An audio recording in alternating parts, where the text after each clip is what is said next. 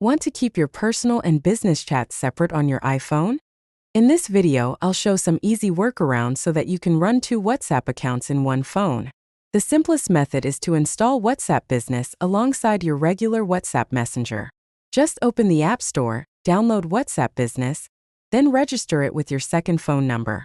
You'll verify by SMS or call, set up your profile, and instantly have 2 distinct apps, one for personal messages and one for business.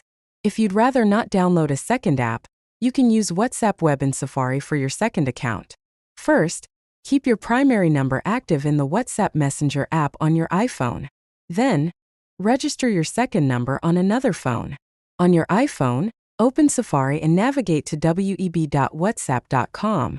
Scan the QR code or sign in using your mobile number. That's it. Now your second account will appear in Safari just like an app. If this helped you, tap the like button, leave a comment with which method you'll try, and subscribe for more quick tips.